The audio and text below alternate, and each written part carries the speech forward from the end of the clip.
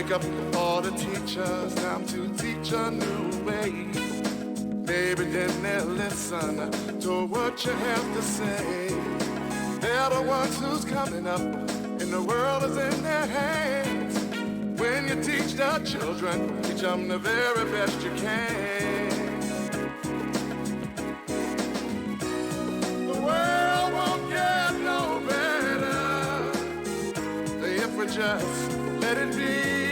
No, no, no, no, no, no, no. The world won't get no better. We gotta change it, yeah. Just you and me. Welcome to the first episode of Unspoken Truths Trauma in the Black Community. I'm Dr. Laretha J., and today I will share insight on adverse childhood experiences, also known as ACEs. More specifically, what ACEs are, how ACEs affect us, the impact of ACEs in the Black community, how to prevent ACEs, as well as how to recover from ACEs.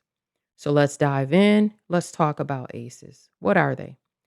According to the Center for Disease Control, adverse childhood experiences are traumatic experiences that happen during the first 18 years of life.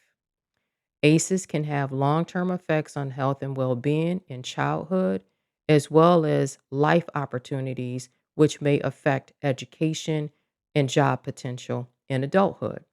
These experiences can increase the risk of injury, sexually transmitted diseases, and involvement in sex trafficking, as well as maternal and child health issues, which include teen pregnancy, pregnancy complications, and fetal death. ACEs affect more than 60% of adults, and nearly 1 in 6 adults reported that they had experienced 4 or more ACEs. You may be wondering, how do we know this? Well, let's talk about it. In 1998, the CDC and Kaiser Permanente conducted one of the largest investigations that took place in Southern California, involving more than 17,000 study participants. The purpose of the study was to assess the long term impact of abuse and household dysfunction during childhood and the connection to negative health outcomes in adulthood. The study showed a relationship between ACEs and negative health outcomes in adulthood. The three categories of ACEs are abuse, which include physical, sexual, emotional, neglect, physical, emotional, household dysfunction, exposure to maternal violence or domestic violence, divorce, incarcerated parent, substance abuse, mental illness, and more. Interestingly enough, physical abuse, emotional neglect, and substance abuse are the most common ACEs experienced. Research has repeatedly shown that ACEs are the single greatest unaddressed public health threat facing our nation today. So, how do ACEs affect us? Well, statistics show that 67% of the population has at least one ACE. An eighth of the US population have more than 4 ACEs. Children who experience ACEs are more likely to have learning and behavioral issues. People with 4 or more ACEs are more likely to engage in sexual activity by the age of 15. Without the proper intervention, people who have 6 or more ACEs have a high risk of dying 20 years earlier than someone that has no ACEs. So, what are the long term health implications? Well, you have chronic physical health diseases, 2 times the level of liver disease, 3 times the levels of lung disease and adult smoking, hypertension, cardiovascular disease, diabetes, risky health behavior, 11 times the level of intravenous drug use. You have severe obesity due to lack of physical activity. And then you have increased risk of living in a violent relationship.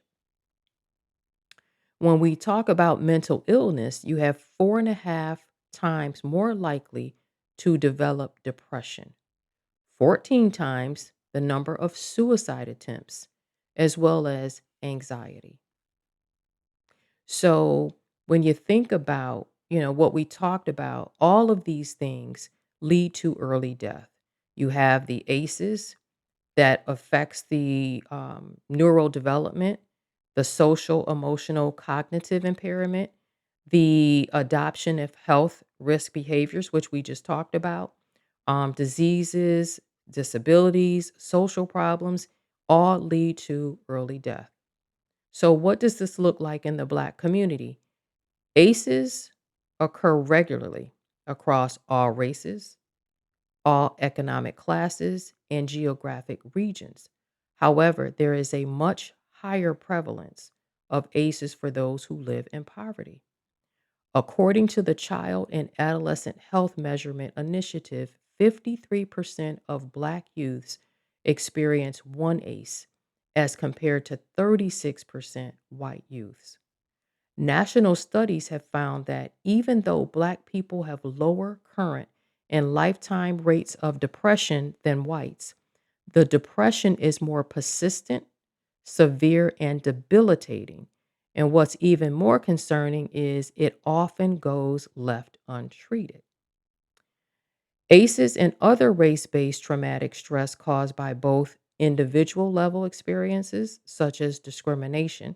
You got hate crimes, which are crimes that are typically involve violence, motivated by some sort of prejudice on the basis of ethnicity, religion, sexual orientation, or something similar. You have microaggressions, assuming, for example, that women are less capable to lead or be involved or higher level positions, or making comments or statements such as to a Black person, you're so articulate. And what this does is it implies that someone is surprised that a Black person or person of color can speak well. And then you have systemic racism. We have police brutality. We all know about George Floyd. We all know about Rodney King, Sandra Bland. The list goes on. Insufficient healthcare access, whether that be insurance or lack thereof, lack of transportation, lack of resources for prescriptions, misdiagnosis. You have all of that. And then we talked about poverty earlier, but as of 2023, there were 36.8 million people living in poverty. When we think about from a segregation standpoint, you look at all of this and you say, all of these expose Black youths and adults to a higher risk for experiencing toxic stress without allowing their body to fully recover. Now let's shift our focus to ways to prevent ACEs. And the best way to combat ACEs is to make sure that families have safe, stable, nurturing relationships and environments which allows everyone to thrive. Making sure that they are equipped with the necessary tools and resources such as parenting skills education and economic support. This is especially important in the Black community. As they say, it takes a village. Also, connecting youth with caring adults who can guide them in the right direction. This can be considered a preventative measure. And ensuring families are afforded quality early child care. This approach supports a child's overall development through intentional learning experiences that are guided by trained educators.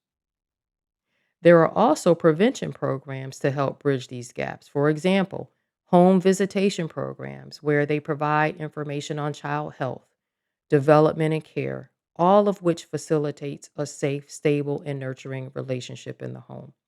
You have mentoring programs. We talked about that, pairing youth with positive adult role models who can help guide them in the right direction. Parent education, where they teach positive parenting skills that can improve family relationships.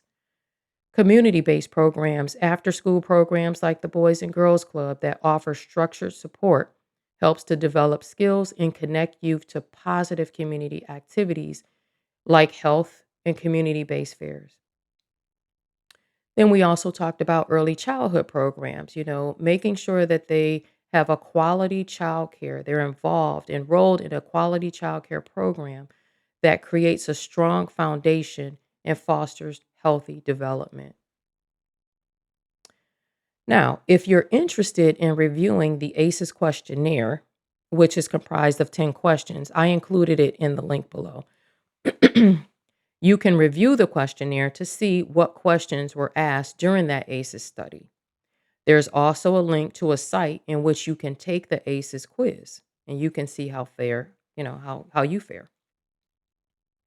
So, are there ways to recover from ACEs? Yep. The primary way to do that is to engage in self care. So, by building supportive and healthy relationships, that establishes trust and communication. So by making sure that you are demonstrating, building that, establishing that trust, and making sure that you're communicating effectively, that's a good first step. Seeking therapy or counseling, this can be formal or informal. And what this does is it helps you to unpack the past.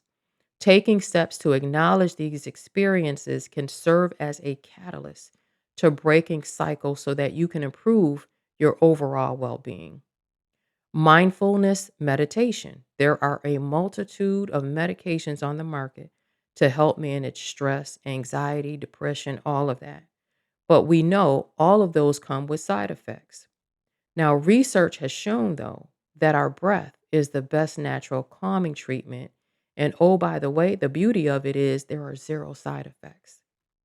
Journaling, writing about your childhood trauma, has shown to also have positive health effects because it serves as an outlet. You're getting it out. And then relying on your faith and spirituality, your community, and speaking openly about your issue, that also helps to aid in the healing process. So, what are the takeaways from what we talked about today? We know ACEs are traumatic experiences that occur before the age of 18. We also know that the most common ACEs are physical abuse, emotional neglect, and substance abuse. We also know that ACEs are related to adverse physical and mental health issues in adulthood. We also learned that ACEs are more prevalent in the Black community, and this is a result of systemic oppression and historical trauma. We'll talk about historical and intergenerational trauma later. And, these things create conditions that intensify the risk for adversity in the Black community. We also know that without intervention, people who have six or more ACEs can die 20 years earlier than someone who has no ACEs. We learned that there are numerous strategies to prevent ACEs from occurring.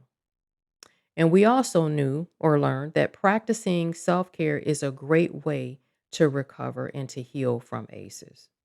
So that wraps up the first episode. And I want to thank you for joining me for this first episode of Unspoken Truths Trauma in the Black Community. It's important to note that acknowledging what happened during childhood is not only courageous, but it's a vital first step toward healing. If this episode resonated with you, or if you know someone who can benefit from the information discussed, please like, share, and subscribe so we can continue to have these important conversations. You must understand that no one should ever be made to feel as though they have to walk this path alone. With the proper support systems in place, we can rise above the adversities that stemmed from our childhood trauma. And as the old adage goes, when you know better, you must do better. So join me next time as we continue speaking the unspoken and healing the unseen. Until then, stay strong, stay rooted, and remember, together we can break generational curses, one person at a time. Peace and blessings. Thanks for watching. Don't forget to like, comment, subscribe, and share.